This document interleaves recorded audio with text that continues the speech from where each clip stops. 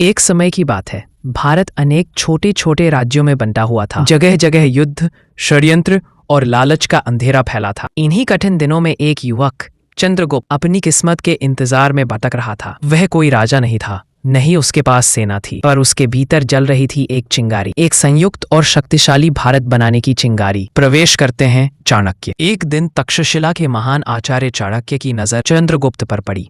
उन्होंने महसूस किया कि इस युवक में कुछ खास है, हिम्मत, बुद्धि और अडिग साहस। चाणक्य ने चंद्रगुप्त से कहा, यदि तुम में इच्छा है तो मैं तुम्हें इतिहास बदलना सिखाऊंगा। और फिर शुरू हुई भारत की सबसे महान गुरु शिष्य की यात्रा, नंद वंश से टक्कर। मगध का क्रूर राजा धनानंद अपनी शक्ति के घमंड में डूबा था। चंद्रगुप्त और चाणक्य ने तय किया कि वे जनता के दुखों को खत्म करेंगे। दिन महीनों में और महीने वर्षों में बदले, रणनीतियां बनी, सेना तैयार हुई और फिर शुरू हुआ युद्ध, एक अत्याचारी राजा और एक जननायक के बीच। अंततः भयंकर संघर्षों के बाद चंद्रगुप्त ने मगध पर विजय प्राप्त की और यहीं से जन्म हुआ मौर्य साम्राज्य का, भारत का पहला विशाल साम्राज्य। चंद्रगुप्त ने अपने साम्राज्य को इतना मजबूत बनाया कि यूनानी सेनापति सेल्यूकस तक को संधि करनी पड़ी। भारत पहली बार एक विशाल साम्राज्य बना, हिमालय से समुद्र तक, पश्चिम से पूर्व तक, सिर्फ एक शासक की छत्रछाया में, बिंदुसार और फिर महान अशोक। चंद्रगुप्त के बाद उसके पुत्र बिंदुसार ने राज्य संभाला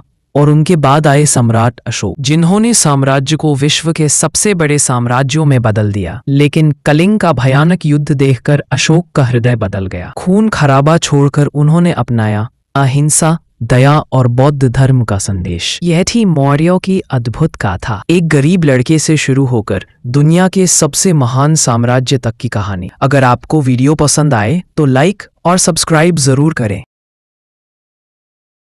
मौर्य साम्राज्य, सबसे प्रतापी शासक जिसका काल 273 ईसा पूर्व से 232 ईसा पूर्व तक शासन किया। यह मौर्य शासकों में सबसे महान शासक थे। बौद्ध परंपरा के अनुसार वे अपने शुरुआती जीवन में इतने क्रूर थे कि उन्होंने अपने 99 भाइयों को सिंहासन के लिए मार डाला था।